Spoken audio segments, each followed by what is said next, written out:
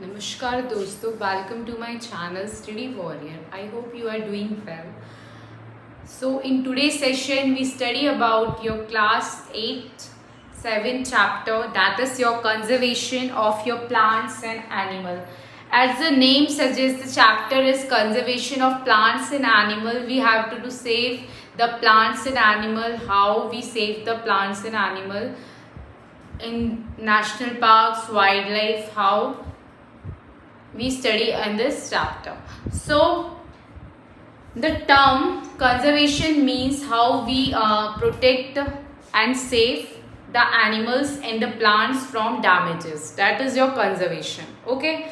So conservation आपका क्या है? कंजर्वेशन में से हम कुछ टर्म्स पढ़ लेते हैं. सबसे पहले बायोस्फीयर. बायोस्फीयर वो है जहां पे आपका क्या होगा, बायोस्फीयर मीन्स है जहाँ पे आपके लिविंग ऑर्गेनिज्म एग्जिस्ट करते हैं अर्थ पे. उसे क्या कहते हैं, ये क्या है, एक पार्ट है आपके अर्थ का, और जहाँ पे क्या एग्जिस्ट करते हैं, लिविंग ऑर्गेनिजम्स आपके एग्जिस्ट करते हैं लैंड पे, वाटर बॉडीज पे आपके, उनको क्या कहते हैं, बायोस्फीयर. जो लैंड सरफेस पे है आपके लिविंग ऑर्गेनिज्म, वाटर बॉडीज में है, वो क्या कहलाता है आपका बायोस्फीयर. वाटर बॉडीज मीन्स क्या है, पॉन्ड्स हो गए, लेक्स हो गए, इन सब में क्या है, ये आपका बायोस्फीयर. अब बात करते हैं आपकी वाइल्ड लाइफ की. वाइल्ड लाइफ का मतलब क्या है, जो एनिमल्स क्या है, लिविंग करते हैं एक नेचुरल इन्वायरमेंट में, उनको बोला जाता है wild animals. Animals and plant जो अपने आप ही ग्रो हो जाए naturally, that are called the wildlife plants and animal. Okay, जो अपने आप ग्रो हो जाए एनिमल और प्लांट्स जो नेचुरली आपके पाए जाते हैं फॉरेस्ट में, उन्हें बोलते हैं वाइल्ड लाइफ. क्या बोलते हैं, जो नेचुरली वाइल्ड लाइफ आपका क्या है, वाइल्ड लाइफ का मतलब क्या है, ऐसे प्लांट्स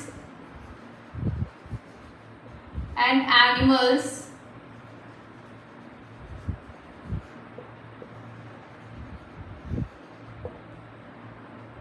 प्लांट्स ऐसे जो आपके नेचुरली ग्रो हो जाए, किसमें, नेचुरली इन्वायरमेंट में हो जाए, वो वाइल्ड प्लांट, वाइल्ड उनको क्या बोलते हैं, प्लांट्स बोलते हैं, जो आपके पाए जाते हैं naturally, which are found naturally in a forest.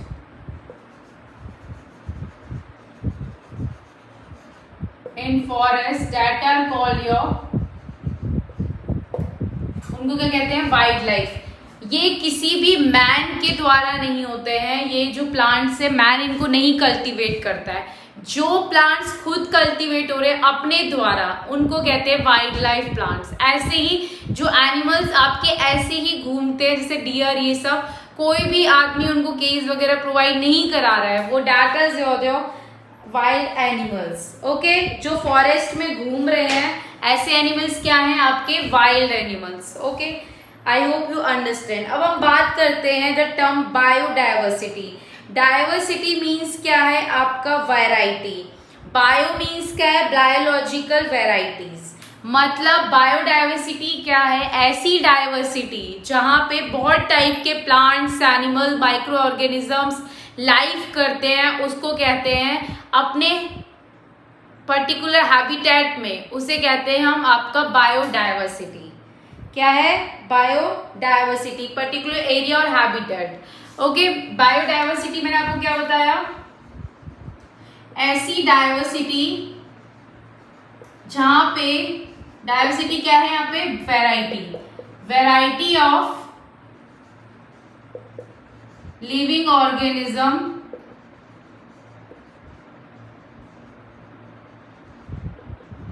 Present है, प्लांट्स हैं, एनिमल है, उसी को क्या कहते हैं हम, उस पर्टिकुलर में उसको कहते हैं बायोडाइवर्सिटी. अब हम बात करते हैं इकोसिस्टम की. इकोसिस्टम में क्या है, आपकी पूरी चीजें आ जाती हैं, चाहे वो नॉन लिविंग हो या लिविंग हो, वो क्या है आपका इकोसिस्टम कहलाता है. Ecosystem is consist of your all the living organisms and the physical environment, soil, air, water, they in which they live, that are called your ecosystem. Ecosystem में क्या है, सारी चीजें आ जाती हैं। ये क्या है, इकोसिस्टम क्या है, एक सेल्फ सस्टेन यूनिट है। अपने आप ही अगर किसी चीज की कमी होती है खुद उसको सस्टेन कर लेता है नॉन लिविंग थिंग्स, और जो भी किसके इनपुट से, सनलाइट और एनर्जी के इनपुट से ये अपने उससे फंक्शनिंग करता है। आई hope you understand what is your ecosystem. Ecosystem is a system in which, ecosystem एक ऐसा सिस्टम है जहां पे आपके living things, all living things, non living things live करते हैं। आपके जैसे सॉइल, एयर, वाटर, दे लाइव, उस सिस्टम को कहते हैं ecosystem. Okay, all living things, non living things live करते हैं, ऐसे सिस्टम को कहा जाता है आपका इकोसिस्टम। ओके, इकोसिस्टम क्या है, अगर किसी चीज की आपको शॉर्टेज हो जाती है तो इसके अंदर कैपेबिलिटी है कि सेल्फ अटेंड करने की, बस इसको इनपुट क्या चाहिए, आपको एनर्जी और सनलाइट चाहिए, उससे क्या है ये आपका इकोसिस्टम फिर से आपका सस्टेन कर लेता है थिंग्स को। Okay, I hope you understand. इसके अंदर ये कैपेबिलिटी है कि खुद क्षमता है किसी चीज को आपकी लाने की। आई hope you understand about the ecosystem, biosphere, wildlife, कुछ टर्म्स थी जो हमने पढ़ ली। अब हम बात करेंगे आपके डिफॉरेस्टेशन की और कॉजेस की। डिफॉरेस्टेशन क्या है, जो आपकी कटिंग ऑफ ट्री है। कटिंग ऑफ ट्री क्या होता है, आपका डिफॉरेस्टेशन। पेड़ों को जो हम काट रहे हैं उसको कहते हैं हम डिफॉरेस्टेशन, और उसको काटने से कौन से कॉजेज हो रहे हैं, काटने से कौन से कॉजेज हो रहे हैं वो हम डिस्कस करते हैं। डिफॉरेस्टेशन क्या है, मैंने आपको बताया, जो क्लियरिंग ऑफ फॉरेस्ट हो रहा है, कटिंग ऑफ ट्रीज हो रहा है बहुत ही एरिया में, वाइड एरियाज में, उनको बोला जाता है, उसको बोला जाता है डिफॉरेस्टेशन। अब हम क्या कर रहे हैं, ट्रीज को काट रहे हैं, फ्यूल्स के लिए हम यूज कर रहे हैं, फर्नीचर्स बनाने के लिए यूज कर रहे हैं, डोर्स बनाने के लिए, विंडोज बनाने के लिए, हाउसेस बनाने के लिए, बिल्डिंग बनाने के लिए, इन सब के लिए क्या है हम यूज कर रहे हैं, आपके वुड को यूज किया जा रहा है, पेड़ों को काटा जा रहा है पेपर बनाने के लिए। तो ये सारे क्या है जो पेड़ की वजह से आपके ये चीजें बन रही हैं। अब हम बात करते हैं डिफॉरेस्टेशन की। अगर हम बात करें नेचुरल कॉजेस क्या है डिफॉरेस्टेशन के, आपके हैं एक फॉरेस्ट फायर, एक है सर्व ड्रॉट, सूखा पड़ जाना और आग लग जाना। अगर सारा फॉरेस्ट आपका जल जाता है तो वेजिटेशन क्या कॉज करता है, आपका डिफॉरेस्टेशन, और वहां पे क्या कर हो जाता है डॉट। तो आपके पास क्या होगा, अगर सारे पेड़ फॉरेस्ट जल जाएंगे तो कोई भी वाटर की वहां पे वाटर ही नहीं होगा, और जो भी एग्जिस्ट करते हैं प्लांट्स और एनिमल्स अर्थ पे वो आपके क्या है डाई हो जाएंगे। तो ये सबसे ज्यादा थ्रेट क्या है आपका, सबसे जो हानिकारक हमारे पास क्या है डिफॉरेस्टेशन है। अगर हम कॉन्सिक्वेंसेस की बात करें, डिफॉरेस्टेशन के कॉन्सिक्वेंसेस क्या होंगे कि अगर हम ज्यादा मात्रा में आपके पेड़ काटेंगे और वो पेड़ पूरी तरीके से आपके होंगे ही नहीं, डिसअपेयर हो जाएंगे कंप्लीटली, तो उससे क्या होगा, आपकी बहुत सारी कॉन्सिक्वेंसेस आएंगे, आपके इन्वायरमेंट को बहुत ज्यादा क्या हानि पहुंचेगी। जैसे अगर हम बात करें डिफॉरेस्टेशन का फर्स्ट कॉज क्या होगा, डिफॉरेस्टेशन से क्या होगा, हमारे पास शॉर्टेज ऑफ क्या होगी, वुड होगी और अदर फॉरेस्ट प्रोडक्ट, लकड़ियों की कमी हो जाएगी, शॉर्टेज ऑफ वुड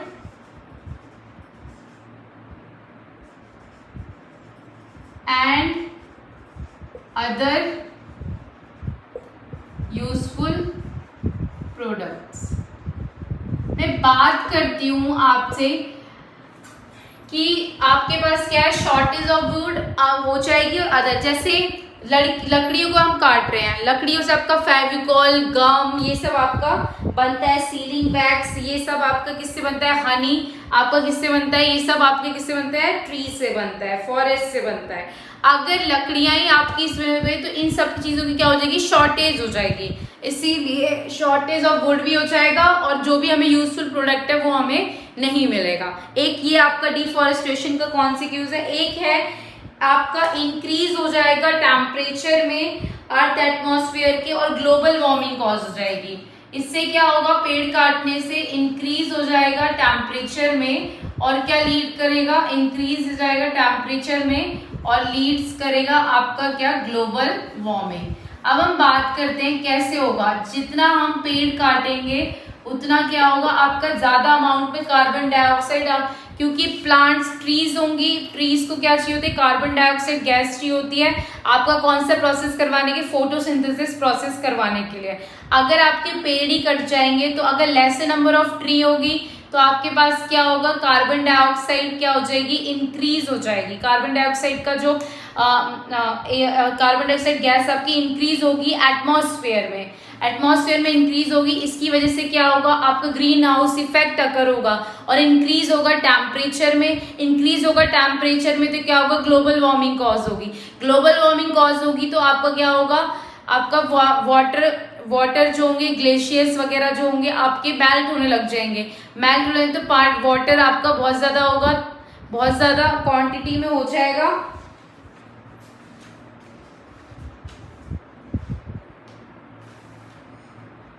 उससे क्या हो जाएगा, आपका पोलर आइस जो होंगी, वो सारी जो आइस होती हैं वो आपकी मेल्ट करेंगी, वाटर बहुत ज्यादा हो जाएगा, मेल्ट करने लग जाएंगे तो सी लेवल बढ़ जाएगा और उससे क्या, फ्लड कॉज हो सकता है, जो आपके प्रॉपर्टी और हाउसेस वगैरह जो भी है उसको डिस्ट्रॉय कर सकता है। तो मैंने आपको क्या बताया, जितना लेस नंबर ऑफ ट्रीज होंगी उतना आपका उतना यूज अप होगा कार्बन डाइऑक्साइड, जिसकी वजह से अमाउंट क्या होगा, कार्बन डाइऑक्साइड का ज्यादा हो जाएगा। उससे क्या होगा, डिफॉरेस्टेशन इंक्रीज करेगा लेवल ऑफ कार्बन डाइऑक्साइड का।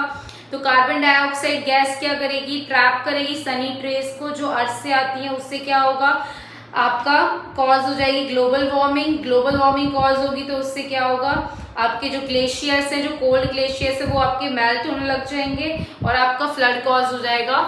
आई होप यू अंडरस्टैंड। अब हम दूसरे की बात करते हैं, डिफॉरेस्टेशन से क्या होगा, सॉइल इरोजन होगा। सॉइल इरोजन होगा, पेड़ काटेंगे तो क्या होगा, आपके पास सॉइल इरोजन आपका टेक प्लेस करेगा और सॉइल आपका क्या, इनफर्टाइल हो जाएगा और डेजर्ट बन जाएगा। द प्रोसेस बाय विच कोई फर्टाइल लैंड आपका जब डेजर्ट बन जाएगा उसे क्या कहते हैं हम, आपका डिस्टेरिफिकेशन। क्या कहते हैं, डिस्टेरिफिकेशन। अगर आपका फॉरेस्ट कट जाएगा, कट डाउन हो जाएगा, कोई भी रूट्स नहीं होगी तो आपका क्या होगा, कोई भी स्ट्रॉन्ग वीड या वगैरह जो भी आएगी, हवा बहुत तेज चलेगी तो कोई भी ट्री है जो है कवर नहीं होगी सॉइल से। तो इससे क्या होगा, हैवी रेन से क्या होगा, आपका जो टॉप सॉइल है वो लूज पड़ जाएगा। तो टॉप सॉइल अगर लूज पड़ जाएगा तो आपका जो रेन वाटर है, जो आपके ट्री, जो कुछ ट्रीज है वो आप पे क्या करेंगे, सॉइल इरोजन करेंगे और जो रिमूवल होगा आपका टॉप लेयर का वो सॉइल इरोजन की वजह से हो जाएगा। जो लोअर लेयर होती है उसमें ज्यादा ह्यूमस नहीं होता, इसलिए आपका जो प्लांट्स होंगे अच्छे से ग्रोथ नहीं कर पाएंगे। तो जिस प्रोसेस में आपका फर्टाइल लैंड हो जाता है और आपके फर्टाइल लैंड है और वो बन जाता है एक डेजर्ट, उसको कहते हैं हम desertification. The process by which fertile land become desert, process by which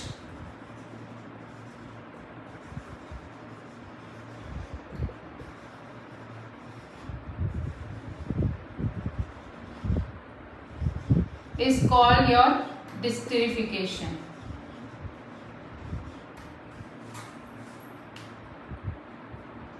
Desertification. I hope you understand.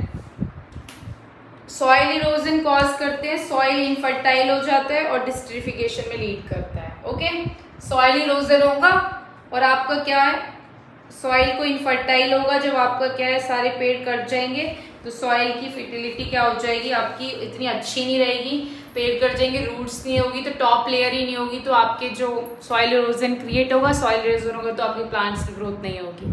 Okay, तो प्लांट्स आपके अच्छे से ग्रोथ नहीं कर पाएंगे। अब नेक्स्ट बात करते हैं, आपके वही फ्लड कॉज हो जाएगा, लॉस ऑफ लाइफ होगा, रूट्स नहीं होगी। तो कुछ अगर हम बात करते हैं, रूट्स होंगी फॉरेस्ट ट्रीज की तो वो हेल्प करती हैं वाटर एब्जॉर्ब करने में और ग्राउंड तक पहुंचाने में। अगर पेड़ कट जाएंगे, रूट्स ही नहीं होगी तो आपका पानी ग्राउंड तक पहुंचेगा ही नहीं, रिवर्स तक नहीं जाएगा, तो इससे क्या होगा, आपका वाटर होल्डिंग कैपेसिटी डिक्रीज हो जाएगी सॉइल की और फ्लड आएगा। अनदर रीजन फ्लड का क्या है, सॉइल इरोजन है जिससे डिफॉरेस्टेशन से होता है। और जो आपका सॉइल आपका जो सॉइल जो आपका रिमूव होगा वो फ्लो कर जाएगा रेन वाटर्स में और डिक्रीज करेगा आपका डेप्थ और रिवर को ग्रेजुअली। तो आपको किसमें कॉज करता है, फ्लडिंग ऑफ रिवर, फ्लड और loss of property and your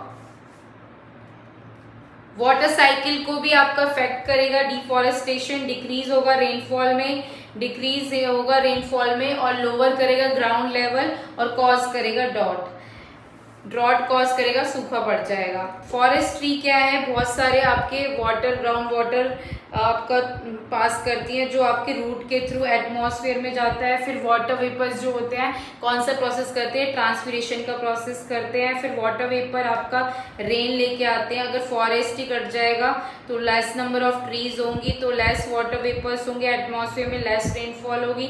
less rainfall की वजह से आपका कोई भी पानी ग्राउंड तक नहीं जाएगा। इसकी वजह से क्या हो जाएगा, सूखा पड़ जाएगा क्योंकि पानी की आपकी कमी हो जाएगी। आई होप यू अंडरस्टैंड। डिफॉरेस्टेशन से क्या आ जाएगा, आपका ड्रॉट हो जाएगा, डिक्रीज हो जाएगा रेनफॉल में, डिक्रीज हो जाएगा रेनफॉल में,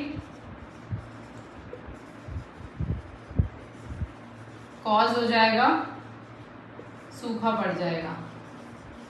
अब नेक्स्ट बात करते हैं नेक्स्ट कॉज की क्या है। आपका डिफॉरेस्टेशन जो है, extension of many wild land. Deforestation क्या करेगा, अगर आपके पास क्या है वाइल्ड एनिमल्स, बर्ड्स, जो भी प्लांट्स है, फॉरेस्ट ही कट जाएंगे तो आपके पास ये सारे क्या हो जाएंगे, डिस्ट्रॉय हो जाएंगे। ना इनको खाने के लिए अच्छे से मिलेगा, ना अच्छे से सर्वाइव करेंगे, ना ऑक्सीजन का अच्छे से टेंडेंसी होगी लेने की, तो इससे क्या है डाई हो जाएंगे। तो आपका नेक्स्ट क्या है जो डिफॉरेस्टेशन है वो एक्सटेंशन है वाइल्ड एनिमल्स के लिए, आपके एक्सटेंशन ऑफ वाइल्ड एनिमल्स जो होंगे आपके डाई हो जाएंगे और प्लांट्स भी ऐसे ही आपके डाई हो जाएंगे, wild animals and plants. I hope you understand. ये आपके कॉजेज हैं जो डिफॉरेस्टेशन से आपके होंगे। अब हम बात करेंगे conservation of forest and wild life. Conservation of forest और वाइल्ड लाइफ के लिए आपके क्या बनाए हुए हैं, national parks, wild life sanctuaries बनाई हुई हैं जहाँ पे हम प्लांट्स और एनिमल को आपका सेव करेंगे कैसे। अब हम बात करते हैं वन बाय वन आपके टर्म्स की। How we conserve the biodiversity, preserve biodiversity to prevent endangered species from being extinct. हम जो आपके इंडेंजर्ड स्पीशीज है उनको सेव करने के लिए एक्सटेंशन से प्रोटेक्शन और कंजर्व करने के लिए प्रोटेक्शंस बनाई गई है, नेशनल पार्क बनाए गए हैं, बायोस्फीयर रिजर्व बनाया गया है और आपके national sanctuaries, wildlife sanctuaries और नेशनल पार्क्स बनाए गए हैं। तो अब हम पढ़ते हैं सबसे पहले आपका बायोस्फीयर रिजर्व क्या होता है। बायोस्फीयर रिजर्व क्या है, एक लार्ज और प्रोटेक्टेड एरिया है लैंड का जहाँ पे हम कंजर्व करते हैं वाइल्ड एनिमल्स को और आपकी किसको, बायोडाइवर्सिटीज को और traditional lifestyle of your tribes, जो वहाँ पे लोकल ट्राइब्स आपके सर्वाइव करते हैं। तो मैंने आपको बताया बायोस्फीयर रिजर्व क्या है, ऐसा रिजर्व जहाँ पे लार्ज एरिया है लैंड का, वहाँ पे आपके वाइल्ड एनिमल और प्लांट्स को प्रोटेक्ट किया जाता है और आपकी जो ट्रेडिशनल लाइफस्टाइल है किसकी, ट्राइब पीपल की, जो उस एरिया में लाइफ करते हैं उनका पूरा ध्यान रखा जाता है, उसे कहते हैं biosphere reserve. A biosphere reserve is a large and protected area of land meant for conservation of your wildlife, your biodiversity and the traditional lifestyle of the tribal which are living in this area. That is called your biosphere reserve. Okay? अब हम बात करते हैं आपका special future क्या है protected area क्या, वो है बायोस्फीयर रिजर्व, जहाँ पे आपके जो लोकल पीपल हैं, ट्राइबल पीपल हैं, उसके क्या है इंटीग्रल पार्ट है। आपके बायोस्फीयर रिजर्व में क्या होता है, बायोस्फीयर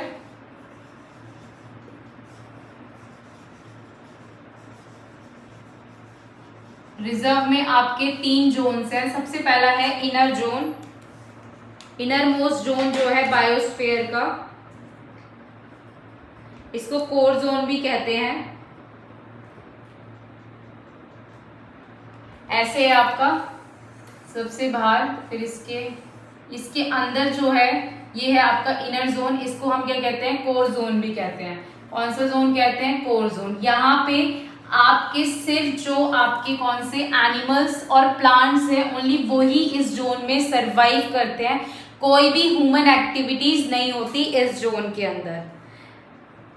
प्रोटेक्शन की जाती है, नो ह्यूमन एक्टिविटीज, इस जोन के अंदर कोई भी ह्यूमन एक्टिविटी नहीं होती कोर जोन के अंदर, और आपका प्रोटेक्शन दी जाती है वाइल्ड लाइफ और बायोडाइवर्सिटी को।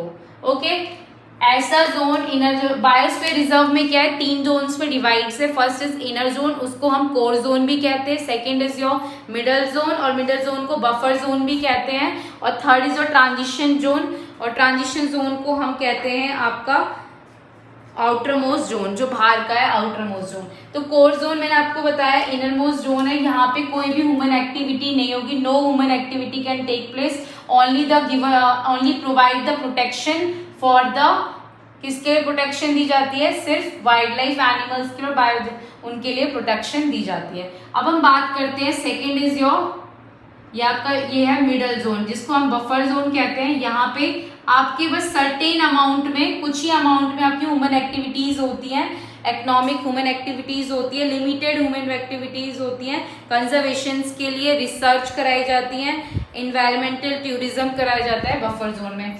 बस एक क्या है, सर्टेन अमाउंट में, और क्या है, एक छोटे से लिमिटेड अमाउंट में यहाँ पे मिडल जोन के अंदर क्या होती है, एक्टिविटीज होती है, ह्यूमन एक्टिविटीज, जैसे रिसर्च, टूरिज्म, ये आपके मिडल जोन में होता है, जो आपका कौन सा, बफर जोन कहलाता है। इस जोन को क्या कहते हैं, आपका बफर जोन। नेक्स्ट है आपका आउटर मोस्ट जोन, जिसे हम कहते हैं ट्रांजिशन जोन। कौन सा जोन है ये, ट्रांजिशन जोन है, इसको आउटर मोस्ट जोन कहते हैं। ये आपका क्या, लोकल पीपल, जो ट्राइबल पीपल्स हैं उनका है। यहाँ पे बहुत ज्यादा आपकी क्या होती है, बहुत ज्यादा ह्यूमन एक्टिविटीज होती हैं, सेटलमेंट होता है, जैसे हाउसेज ऑफ ट्राइबल्स का कल्टीवेशन होता है, जो आपके लिए नेसेसरी है, किसके लिए, किसकी लाइफ को सस्टेन कराने के लिए, ट्राइबल की लाइफ को सस्टेन कराने के लिए। तो ट्रांजिशन जोन में बहुत ज्यादा ह्यूमन एक्टिविटीज होती है, जैसे कल्टीवेशन ऑफ क्रॉप होते हैं, और आपका क्या है, जो आपके ट्राइबल्स है जो वहाँ पे रह रहे हैं पीपल, वो सर्वाइव कर सके, वो अपने लिए ग्रोथ करते हैं, प्लांट्स और आपके प्लांट्स को लगाते हैं। तो ये आपका बायोस्फीयर रिजर्व है। अब हम बात करते हैं बायोस्फीयर रिजर्व आपके कहाँ कहाँ पे बनाए हुए हैं। आपका एक है काजीरंगा है, काजीरंगा जो आपका कहाँ है, आसाम में है। एक पंचमरी कहाँ है, बायोस्फीयर, जो आपका मध्य प्रदेश में है। कान्हा भी कहाँ है, मध्य प्रदेश में है। सुंदरवन वेस्ट बंगाल में है, और आपका काजीरंगा आसाम में है।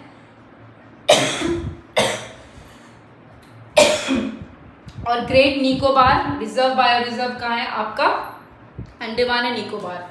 मैंने क्या बताया पहला, निकोबार, ग्रेट निकोबार नाम से ही आपको पता चल रहा है, ग्रेट निकोबार कहाँ है, अंडमान एंड निकोबार में, अंडमान सॉरी अंडमान एंड निकोबार में है। सेकेंड है काजीरंगा आपका बायोस्फीयर रिजर्व आसाम में, पंचमरी मध्य प्रदेश में, और ऐसी आपका सुंदरबन कहाँ है, वेस्ट बंगाल में।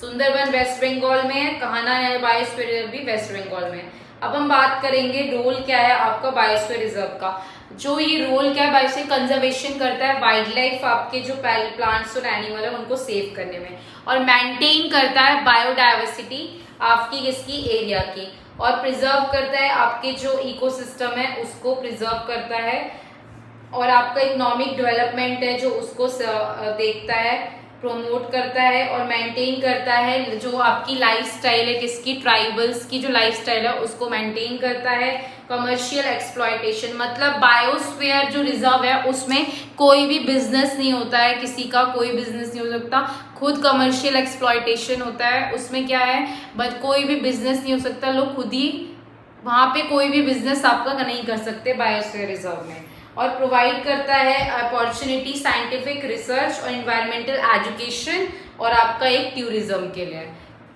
किसके लिए प्रिजर्व करता है, आपके रिसर्च, एजुकेशन, इन्वायरमेंटल, आपके एजुकेशन के लिए, रिसर्च के लिए और टूरिज्म के लिए। तो ये आपका बायोस्फीयर का रोल है। फर्स्ट रोल मैंने आपको बता दिया, आपका कमर्शियल एक्सप्लॉयटेशन नहीं करता, किसी भी एरिया का कोई बिजनेस नहीं होता। मेंटेन करता है लाइफस्टाइल किसकी, ट्राइबल्स की लाइफस्टाइल मेंटेन करता है, प्रिजर्व करता है, आपके प्रमोट करता है किसको, आपके नेचुरल इकोसिस्टम को मेंटेन करता है, बायोडाइवर्सिटी कंजर्व करता है, वाइल्ड लाइफ को। सो ये आपके ये हैं। और अपॉर्चुनिटीज प्रोवाइड कराता है साइंटिफिक रिसर्च, और आपके साइंटिफिक रिसर्च हो गया, इन्वायरमेंटल एजुकेशन प्रोवाइड कराता है, और रिसर्च, और एक आपका टूरिज्म। ये आपके सारे बायोस्फीयर रिजर्व के रोल है। अब हम बात करते हैं फ्लोरा एंड फ्यूना क्या होता है। फ्लोरा मीन्स क्या है आपका, फ्लोरा मतलब क्या है आपके प्लांट्स। फ्लोरा मीन्स क्या है, जो प्लांट्स किसी भी वाइल्ड लाइफ या नेशनल पार्क में है वो आपके फ्लोरा हैं। क्या है, प्लांट्स जो आपके ग्रो करते हैं किसी पर्टिकुलर एरिया में। फ्लोरा क्या है, plants grow naturally in particular area, उसे कहा जाता है फ्लोरा। फ्यूना की बात करें तो फ्यूना एनिमल्स जो नेचुरली लाइफ करते हैं किसी पर्टिकुलर एरियाज में, उन्हें कहते हैं फ्यूना। क्या कहते हैं, फ्यूना। एनिमल्स जो नेचुरली ग्रो करते हैं किसी पर्टिकुलर एरिया में, वो क्या कहलाते हैं, फ्यूना। अब हम बात करते हैं ऐसे कौन से हैं, जैसे आपका क्या है, जामुन, जामुन फर्न, ये आपके क्या है जो नेचुरली ग्रो करते हैं किसी एरिया में। वाइल्ड मैंगो हो गया। अब वुल्फ, लेपर्ड, ये क्या है आपके फ्योना जो नेचुरली आपके ग्रो करते हैं। अब हम पढ़ेंगे आपका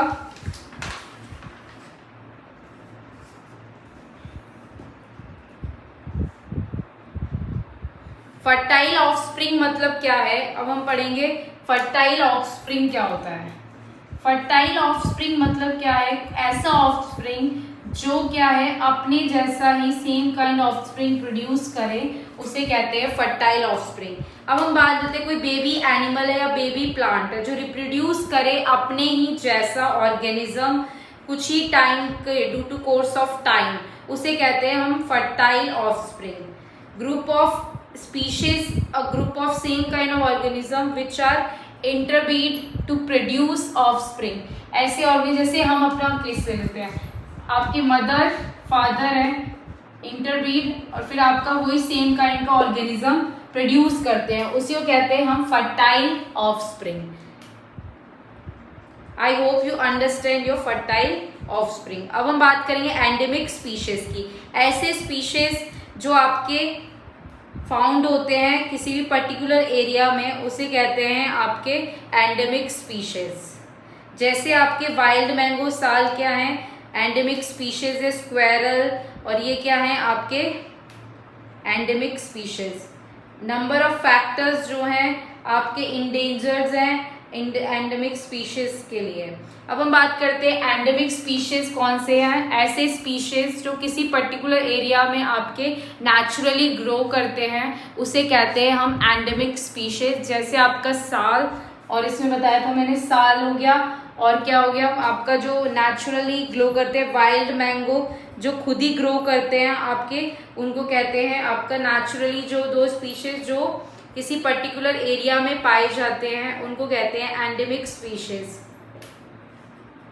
जो किसी भी ऐसे स्पीशीज जो आपके नेचुरली नहीं, जो आपके किसी भी पर्टिकुलर एरिया में मिले जाते हैं, ऐसे स्पीशीज को कहते हैं किसी भी वो चीज़ आपके किसी पर्टिकुलर एरिया में ही मिलेगी, ऐसे स्पीशीज एंडेमिक होंगे। जैसे वाइल्ड मैंगो और आपके स्क्वेरल हो गए, ये किसी पर्टिकुलर एरिया में ही पाए जाते हैं, ऐसे स्पीशीज को कहते हैं एंडेमिक स्पीशीज। ओके, अब वाइल्ड लाइफ सेंचुरी की बात करते हैं। तो वाइल्ड लाइफ सेंचुरी क्या है, एक ऐसा प्रोटेक्टेड एरिया है, एक लैंड है जो आपके किस लिए बनाए गए हैं, प्रोटेक्शन ऑफ वाइल्ड एनिमल्स के लिए बनाए गए हैं, उनके नेचुरल इन्वायरमेंट लाइक फॉरेस्ट, और वहाँ पे कोई भी हंटिंग क्या है, शिकार वगैरह होना बंद है। वाइल्ड लाइफ सेंचुरी क्या है, ऐसी सेंचुरी जहाँ पे आपके प्रोटेक्शन प्रोवाइड की गई है वाइल्ड एनिमल्स को, और कोई भी शिकार वगैरह करना मना है। अगर कोई भी हंटिंग परमिटेड होती है तो उसको उसके लिए रूल्स बनाए गए हैं उनको सजा देने के लिए। Okay, I hope you understand. बहुत सारी आपकी वाइल्ड लाइफ सेंचुरीज हैं। Sanjay Gandhi wild life century Maharashtra में है। Nagarjuna Sagar wild life century Andhra Pradesh. Sultanganj bird Haryana में है। Sultanpur lake wild life century bird sanctuary Bharatpur bird sanctuary Rajasthan में है। डैंडली वाइल्ड लाइफ सेंचुरी कर्नाटक में। बोरी वाइल्ड लाइफ सेंचुरी आपकी मध्य प्रदेश में। अब हम बात kरेंगे वाइल्ड लाइफ सेंचुरी और बायोस्फीयर रिजर्व में क्या आपका डिफरेंस होता है। बायोस्फीयर रिजर्व और आपका वाइल्ड लाइफ सेंचुरी में क्या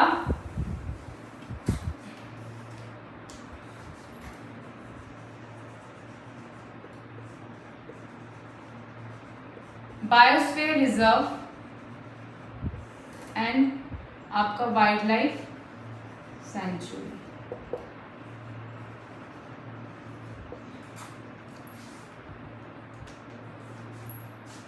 क्या है डिफरेंस देखते हैं। First is your difference is biosphere reserve क्या है, spread there large area of land पे। और इसमें क्या होता है, इसमें लार्ज एरिया है, उसमें क्या है स्मॉल एरिया। लार्ज एरिया और इसके कंपैरिजन में वाइल्ड लाइफ में क्या है स्मॉल एरिया है। और फर्स्ट इज योर एरिया। अब कंजर्वेशन ऑफ बायोडाइवर्सिटी है as well as the economic development of your the area. Biosphere reserve में मैंने क्या बताया था, इकोनॉमिक डेवलपमेंट उस एरिया की और बायोडाइवर्सिटी प्लांट्स एनिमल और सबकी क्या है कंजर्वेशन है। और वाइल्ड लाइफ सेंचुरी में सिर्फ वाइल्ड लाइफ एनिमल्स की है और नेचुरल हैबिटेट्स की। लोकल पीपल वहाँ पे ट्राइबल्स आपके सर्वाइव करते हैं, पर वाइल्ड लाइफ सेंचुरी में आपके सर्वाइव नहीं कर सकते। ह्यूमन एक्टिविटीज होती है, कल्टीवेशन लैंड होता है, बिल्डिंग ऑफ योर हाउस होता है बायोस्फीयर रिजर्व में, पर ये सब आपका वाइल्ड लाइफ सेंचुरी में नहीं होता। कल्टीवेशन ऑफ क्रॉप और जहाँ पे आपके क्या है हाउसेज बिल्डअप होते हैं सेटलमेंट के लिए, बिल्डिंग्स होती हैं, पर आपके इसमें वाइल्ड लाइफ सेंचुरी में ऐसा कुछ नहीं होता है। सो आई होप यू अंडरस्टैंड। अब हम बात करते हैं जू की। आपने देखा ही होगा जम टू क्या जियोलॉजिकल गार्डन्स जो होते हैं, लार्ज गार्डन्स होते हैं जहाँ पे बहुत टाइप के आपके एनिमल्स बर्ड्स होते हैं, उनको केज में रखा जाता है, उसे ही हम क्या कहते हैं जू कहते हैं। large gardens which having many types of wild animals and different type of species in the countries and kept in your cages, that is called your zoo. अब हम बात करेंगे आपके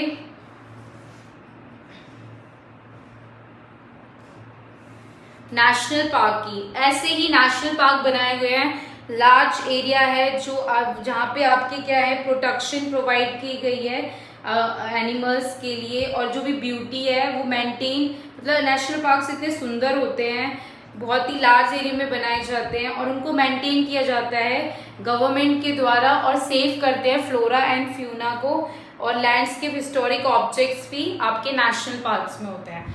लैंड स्टोरिक है ऐसा पार्क जहाँ पे आपके एनिमल्स भी हों, प्लांट्स भी हों, उनकी प्रोटेक्शन प्रोवाइड कर रहे हैं, पर गवर्नमेंट उनको अच्छे से मेंटेन कर रही है, प्रिजर्व कर रही है फ्लोरा एंड फ्यूना को, पर वहाँ पे जो भी हिस्टोरिक आपके ऑर्नामेंट्स हैं उनको भी प्रिजर्व किया जा रहा है, उसको कहते हैं हम नेशनल पार्क। हिस्टोरिक ऑब्जेक्ट है उस एरिया के और प्लेसेस है साइंस के, और वहाँ पे वो चीज़ क्या है नेशनल पार्क है। National park is a park in which large area of your scenic beauty protected and the maintained by the government, preserve flora and fauna and landscape and your historic objects that can be safe, conserve and the scientist। तो ये आपका क्या है national park है। जैसे आपका project tiger wild life conservation government के द्वारा प्रोटेक्ट की टाइगर्स को प्रोटेक्ट करना है 1972 में आपका ऑर्गेनाइज हुआ था।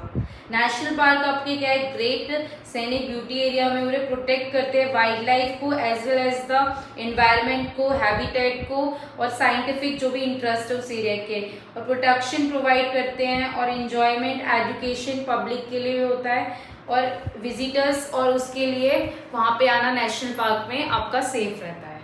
So that is about your national park. अब हम पढ़ेंगे आपका एक्सटिंक्ट स्पीशीज एंड योर ऐसे स्पीशीज जो आपके ज़्यादा टाइम तक एग्जिस्ट नहीं करते अर्थ पे।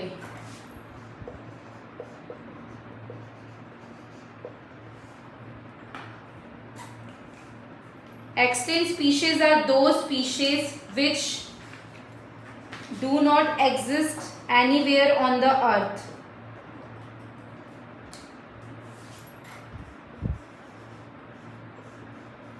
The species, ऐसे species जो ज़्यादा exist नहीं करते, no longer exist on the earth, उसे कहते हैं हम आपका extinct species. For example, जो died हो जाते हैं completely, वो बन जाते हैं आपके extinct. लास्ट लिविंग स्पीशीज जो है एनिमल्स, प्लांट्स, जो ज़्यादा टाइम तक आपके नहीं रहते अर्थ में, उनको बोलते हैं ऐसे एनिमल्स जो आपके ज़्यादा टाइम तक नहीं रह रहे अर्थ पे, उसे बोल देंगे एक्सटिंक्ट एनिमल्स. और जो प्लांट्स नहीं रह रहे उन्हें बोल देंगे आपके एक्सटिंक्ट प्लांट्स.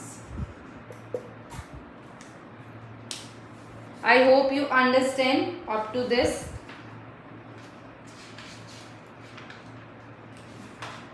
अब हम बात करते हैं आपके इंडेंजर स्पीशीज की. एक्सटिंक्ट स्पीशीज जैसे डायनासोर, केव लायन, ये बहुत ही कम देखने को मिलते हैं. इंडेंजर स्पीशीज क्या है? ऐसे स्पीशीज जो आपके facing the risk of your extinction का जो रिस्क है वो फेस कर रहे हैं. इंडेंजर एनिमल्स वो होते हैं जो आपके अर्थ पे वैनिश किए जा रहे हैं. कुछ ऐसे एनिमल्स हैं जो कुछ दिनों बाद हमें बिल्कुल नहीं दिखेंगे, वो भी क्या है, एक्सटिंक्शन की उस पे आकार पे चल रहे हैं कि उनका कभी भी एक्सटिंक्शन हो सकता है. तो उन स्पीशीज को कहा जाता है endanger species. The species which are facing the risk of your extinction, ऐसे species which facing the risk of extinction, उनको कहते हैं हम आपके इंडेंजर्ड स्पीशीज. जैसे आपका lion tail macaque is your endangered species. अब हम बात करते हैं कुछ ऐसे स्पीशीज जैसे स्मॉल एनिमल्स क्या है आपके मच मोर डेंजर हैं आपके बिगर एनिमल्स से. तो अब आजकल क्या किया जा रहा है, स्नेक्स की जो स्किन वगैरह होती है उसको हम यूज़ कर रहे हैं, तो वो स्पीशीज़ क्या है, ख़त्म हो रहे हैं. ज़्यादा मात्रा में स्नेक्स नहीं मिल रहे हैं, उनको उसकी स्किन वगैरह को यूज़ किया जा रहा है पर्पस के लिए और किलिंग कर रहे हैं उनको इसीलिए. और आपको पता है कि जो स्नेक्स हैं वो आपके फार्मर्स के फ्रेंड होते हैं क्योंकि वो रेड्स वगैरह को खा जाते हैं. तो स्नेक्स को हम किल कर रहे हैं उनकी स्किन के लिए और अपने लेदर की चीज़ें बनाने के लिए, क्योंकि स्किन जो स्नेक की स्किन है वो हमारे लिए बहुत ज़्यादा यूज़फुल आ रही है. तो इससे क्या है, आपके जो इंडेंजर स्पीशीज़ है वो ख़त्म हो रहे हैं. ओके, अब हम बात करेंगे रेड डाटा बुक की. ऐसी बुक जहाँ पे आपका पूरा रिकॉर्ड लिया जाता है इंडेंजर्ड आपके स्पीशीज़ का, प्लांट्स का और अदर स्पीशीज़ का, उसको बोलते हैं हम आपका red data book. Red data book में जैसे आपके स्क्वेरल हो गया, जाइंट हो गया, ब्लैक बक हो गया, Himalaya, great Indian, rhinoceros, snow leopard, tiger, ऐसी बुक जिसमें सारा रिकॉर्ड है इंडेंजर स्पीशीज का और ऑल अदर स्पीशीज का और प्लांट्स का, उसको बोलते हैं हम red data book. The red data book is the book in which it provides all the records of the species and your endangered species and the plants is called your red data book. अब हम बात करते हैं migration की. जैसे हम लोग migrate करते हैं एक जगह से दूसरी जगह पे, उसे बोलते हैं माइग्रेशन. ऐसे ही आपकी बर्ड्स माइग्रेट करती हैं एक प्लेस से दूसरी प्लेस पे जब आपका ऑफ सीजन आता है, उसको कहते हैं migration. The process in which आपके birds migrate and moving from one place to another according to the season is called your migration. जैसे अगर हम मान लेते हैं कौन सी बर्ड है आपकी, एक बर्ड है आपकी सिब्रियन क्रेन आपकी बर्ड है. और जो बर्ड आपकी माइग्रेट करती है उनको बोलते हैं माइग्रेटरी बर्ड. क्या होता है, जहाँ पे कुछ ज़्यादा कोल्ड होती है तो वो बर्ड्स क्या है आपके, जहाँ पे वार्म एरिया है वहाँ पे आपकी माइग्रेट कर जाती है. जैसे सिब्रियन क्रेन क्या करती है आपकी, पहले तो कोल्ड प्लेसेस पे नॉर्मल हैबिटेट में रहती है. जब विंटर्स आ जाते हैं तो वो कहाँ चली जाती है, thousands of kilometre warmer place Rajasthan में चली जाती है, सुल्तानपुर में, और जो भी आपके क्या है वार्म प्लेस हो सकते हैं वहाँ पे चली जाती है। और जैसे ही आपका विंटर खत्म होता है उसके समर में आपका वापस उसी जगह पे आ जाती है, तो उसी को कहते हैं हमारी माइग्रेटिंग बर्ड्स। अब हम बात करते हैं रिसाइकलिंग ऑफ पेपर की।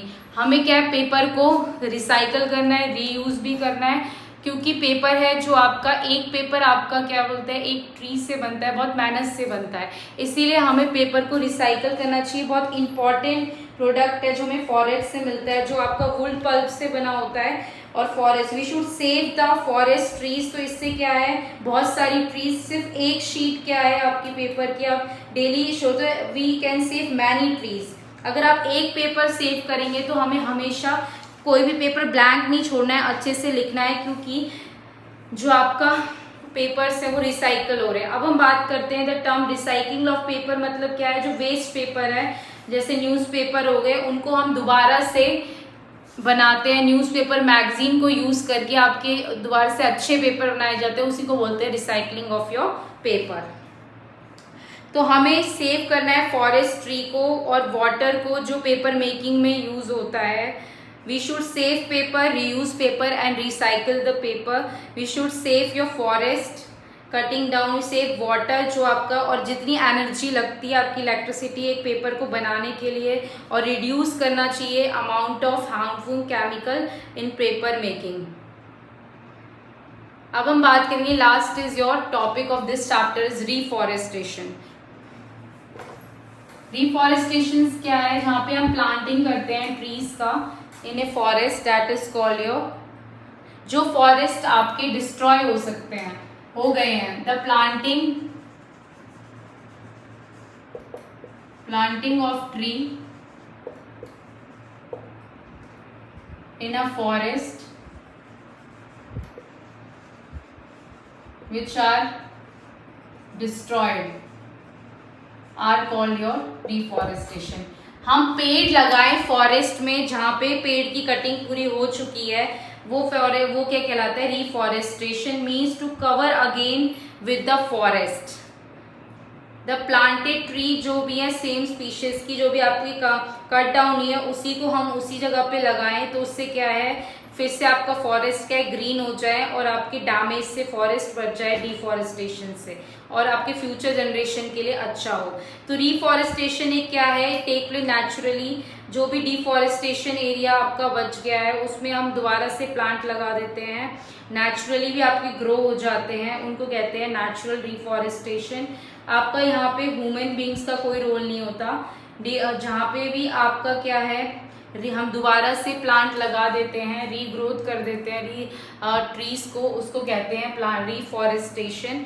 अब रिफॉरेस्टेशन का आपके एडवांटेजेस क्या हैं, अगर आप देखें रिफॉरेस्टेशन प्रोड्यूस करता है large number of your quantities और रॉ मटेरियल्स फॉर इंडस्ट्रीज के लिए, और आपकी लकड़ियाँ उससे पेपर इंडस्ट्रीज के लिए, और डिक्रीज हो जाएगा ग्लोबल वार्मिंग है, और इंक्रीज होगा आपका रेनफॉल में, प्रिवेंट करेगा सॉइल इरोजन, कोई भी फ्लड नहीं आएगा, और आपका क्या है कार्बन डाइऑक्साइड की इंक्रीज नहीं होगा, कार्बन डाइऑक्साइड इंक्रीज नहीं होगा तो आपका फ्लड कॉज नहीं होगा, और आपका सॉइल इरोजन नहीं होगा, और जो भी कंजर्व रहेंगे वाइल्ड लाइफ और जो भी एनिमल्स वगैरह वो भी आपके सेफ रहेंगे, रेनफॉल लेंगी, और आपका जो ग्राउंड वाटर लेवल है वो भी इंक्रीज करेगा, और अच्छे से नीचे ग्राउंड में पानी जाएगा, रेनफॉल नहीं होगी, सॉइल इरोजन नहीं होगा, और एक्सटेंशन नहीं होगा स्पीशीज का। रिफॉरेस्टेशन करेंगे तो आराम से स्पीशीज को आपका फोटोसिंथेसिस प्रोसेस से वो खाना भी बना पाएंगे, खा भी पाएंगे। तो रिफॉरेस्टेशन से हमें रॉ मटेरियल भी प्रोवाइड हो जाएगा, और इससे क्या इंक्रीज होगा रेनफॉल में, सॉइल इरोजन प्रिवेंट होगा, डिक्रीज होगा ग्लोबल वार्मिंग है, और कार्बन डाइऑक्साइड की मात्रा कम हो जाएगी, अमाउंट ऑफ कार्बन डाइऑक्साइड, जो ग्लोबल वार्मिंग नहीं होगा, और आपका सॉइल इरोजन प्रिवेंट करेगा, और फ्लड्स नहीं आएंगे। तो इससे क्या है रिफॉरेस्टेशन से ये सारी चीज़ें होंगे। तो आई hope you understand the advantages of reforestation. So here I and up my session. Please share subscribe my channel study warrior. If you have any doubt, this chapter is very not a lengthy, but it's like a social science chapter, so you have to study. If you have any doubt, please mention in your comment.